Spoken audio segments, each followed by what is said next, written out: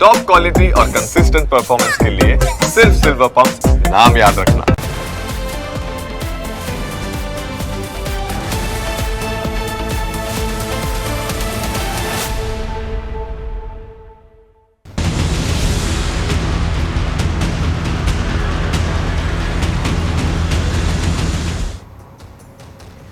ગુજરાતથી ઝડપાયેલા 3 આતંકીઓ રિમાન્ડ પર છે અને રિમાન્ડ દરમિયાન પૂછપરછમાં ચોંકાવનારા ખુલાસા થઈ રહ્યા છે. આતંકીઓ રિસિન નામના જે રસાયણથી આતંકી હુમલો કરવાના હતા તેના વિશે ન્યૂઝ કેપિટલે ઊંડાણપૂર્વક માહિતી મેળવી છે. તેના વિશે અમે તમને વિગતવાર જણાવીશું, પરંતુ તે પહેલાં આતંકીઓના રિમાન્ડ દરમિયાન શું હકીકત સામે આવી તે જાણી લો. ડૉક્ટર અહેમદ મોયુદ્દીન સૈયદ નામનો હૈદરાબાદનો આતંકી સાયનાઇડ કરતા ખતરનાક ઝેર બનાવી રહ્યો હતો, જેને પગલે ગુજરાત એટીએસની એક ટીમ હૈદરાબાદ તેના નિવાસસ્થાને પહોંચી, જ્યાંથી ખતરનાક ઝેરી કેમિકલનો રો મટીરિયલ્સનો જથ્થો અને રિસિન મળી આવ્યું છે. આખરે કેવી રીતે આતંકવાદીઓ રિસિન બનાવતા હતા તેના વિશે પણ જાણી લો. આતંકીઓ પાસેથી 6 થી 7 લીટર રિસિનનો જથ્થો મળી આવ્યો છે. આતંકીઓએ એરંડાના બીજને ક્રશ કરીને પાવડર બનાવ્યો હતો અને પાવડરમાં એસિટોન નામના કેમિકલને ઉમેરવામાં આવતું હતું. કેમિકલને પાવડરમાં 72 કલાક રાખ્યા બાદ તેમાંથી ઝેરી રિસિન તૈયાર થતું હતું. આતંકીઓએ ખરીદેલા એસિટોનના બિલ ગુજરાત એટીએસને મળી આવ્યા. આ ઉપરાંત ગુજરાત એટીએસે ક્રશર મશીન પણ જપ્ત કર્યું છે. આ ઉપરાંત એટીએસની ટીમોએ હૈદરાબાદ અને ઉત્તર પ્રદેશમાં લોકોના નિવેદન લીધા છે. એટીએસે આતંકીઓના પરિવાર, મિત્રો અને પડોશીઓની પૂછપરછ કરી છે અને તેમના સોશિયલ મીડિયા એકાઉન્ટ્સની પણ તપાસ કરવામાં આવી છે. પકડાયેલા 3 આતંકવાદીઓ કટ્ટરવાદી વિચારધારાથી પ્રેરાયેલા હતા. તેઓ વારંવાર કાશ્મીરની મુલાકાતે ગયા હતા અને દિલ્હીના આઝાદ મેદાન અને અમદાવાદમાં નરોડા ફ્રૂટ માર્કેટની પણ મુલાકાત લીધી હતી, જેના પગલે એવા એંગલથી પણ તપાસ ચાલી રહી છે કે શું કાશ્મીરી સફરજનની આડમાં દેશભરમાં કોઈ શંકાસ્પદ વસ્તુઓ મોકલાવાની હતી કે કેમ કે આ આતંકવાદીઓનો પ્લાન દેશભરમાં દિલ્હી જેવી તબાહી મચાવવાનો હતો. હૈદરાબાદમાં આતંકી ડૉક્ટર અહેમદ મોયુદ્દીન કટ્ટરવાદી વિચારધારાવાળા 3 લોકોને પોતાની ટીમમાં સામેલ કરીને શપથ પણ લેવડાવ્યા હતા કે આ રીતે એક મોટી ટીમ બનાવવાની તે ફિરાકમાં હતો. પરંતુ આતંકવાદી મોયુદ્દીન જે રિસિન બનાવી રહ્યો હતો તેના વિશે ઊંડાણપૂર્વક માહિતી મેળવવાનો ન્યૂઝ કેપિટલની ટીમે પ્રયાસ કર્યો.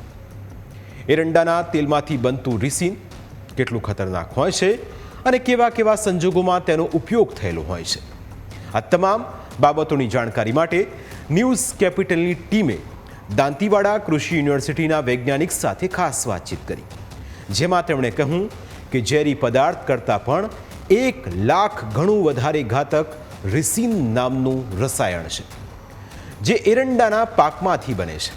હકીકતમાં પોતાના ઉપર લાગેલા રોગથી બચવા માટે એરંડો પોતાની અંદર તેને ઉત્પન્ન કરે છે, પરંતુ જો ભૂલથી તે ખોરાકમાં લેવાઈ જાય તો શરીરના અંગો તાત્કાલિક કામ કરતા બંધ થઈ જાય છે અને તરત જ વ્યક્તિ મોતને ભેટે છે. તેવામાં આ રિસિન છે શું તે સમજી લો. ખરેખર તો એરંડો પોતાના જે રોગ જીવાતના રક્ષણ માટે ઉત્પન્ન કરતો હોય છે અને આ જે એના જે બીજ છે એ બીજના જે કોટિલેડન છે અને કોટિલેડનનો જે કેક છે, આપણે જે એને ખોળ કહીએ છીએ, એ ખોળની અંદર વધુ 5% સુધી જોવા મળે છે. તેલ જો કાઢવામાં આવે તો તેલની અંદર બહુ એટલું બધું હોતું નથી, થોડા સ્ટ્રેસીસ હોય છે. હવે રેસિનની જે વાત કરીએ તો રેસિન એ એટલું બધું ઝેરી તત્વ છે કે જે ઝેરી તત્વ 20 માઇક્રોગ્રામ, એટલે 1 માઇક્રોગ્રામ એટલે 1 ગ્રામનો 10 લાખમો ભાગ, એવા 20 માઇક્રોગ્રામ 1 કિલો જો બોડી વેઇટ હોય એને જો આપવામાં આવે તો એ સજીવનું મૃત્યુ થાય છે. એરંડાના આ બીજમાંથી બનતું રિસિન એટલું ખતરનાક હોય છે કે તેનાથી એક સાથે ઘણા બધા લોકોને મોતને ઘાટ ઉતારી શકાય છે, અને એટલા જ માટે આતંકવાદીઓ તેનો ઉપયોગ કરવાના હતા. આખરે તેની ખૂબ જ ઓછી માત્રા પણ કેટલી ઘાતક હોય છે તે પણ સમજી લો. ધારો કે 1 કિલો વજન ધરાવતા સજીવમાં 22 માઇક્રોગ્રામનો ડોઝ અપાય તો તે સજીવ મોતને ભેટે છે.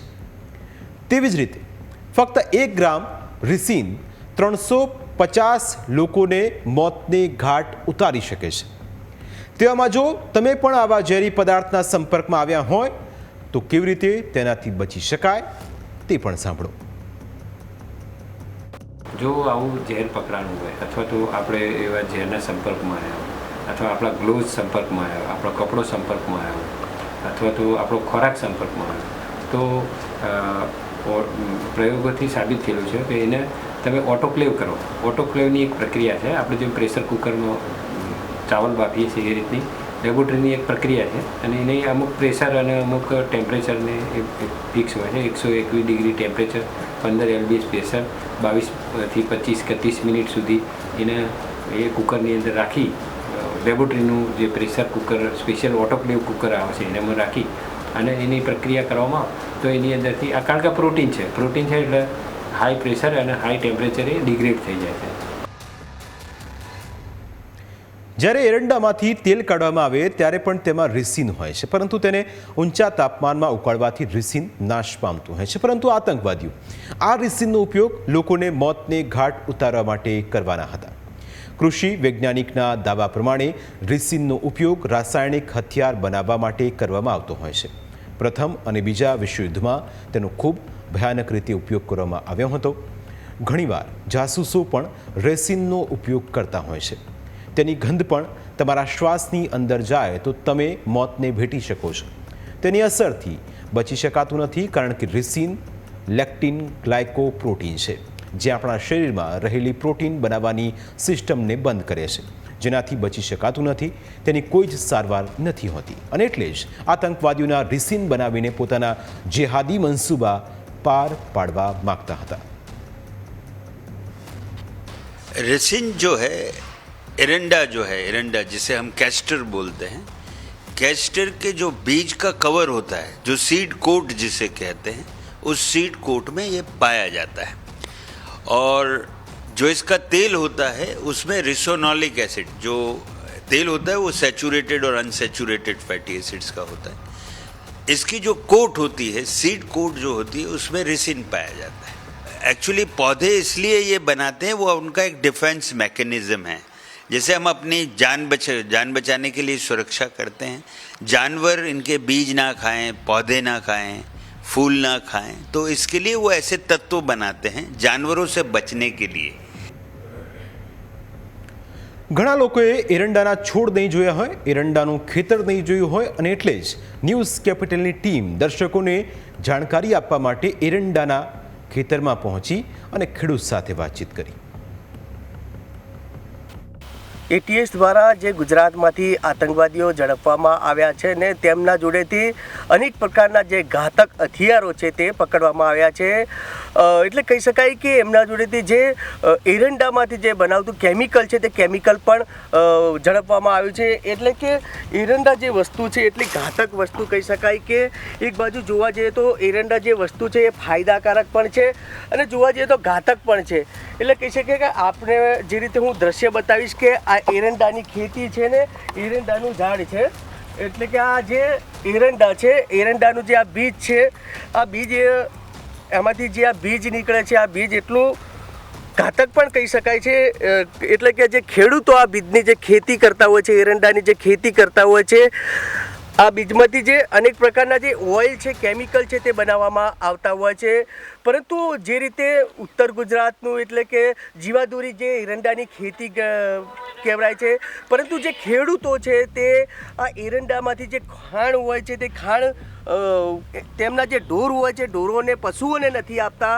કહી શકાય કે જે પશુઓ આ જે એરંડાનું ખાંડ ખાતા હોય તો તેમને જે રીતે એક પ્રકારનો જે મેણો હોય છે તે મેણો ચડતો હોય છે, અને જેના જ લીધે જે ઢોર છે, પશુ છે તે મૃત્યુ પામતા હોય છે.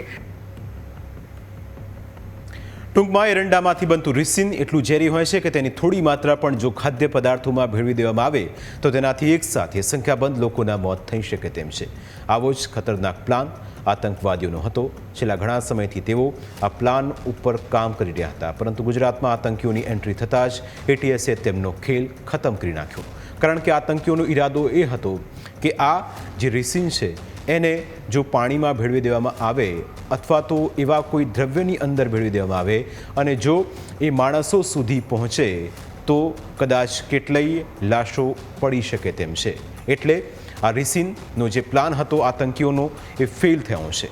ગુજરાતમાંથી જે આતંકવાદીઓ પકડાયા અડાલજમાંથી, ત્યાંથી એક રેસિનની એ બોટલ મળી આવી છે, પણ આખું બેરલ એ હૈદરાબાદથી મળ્યું છે.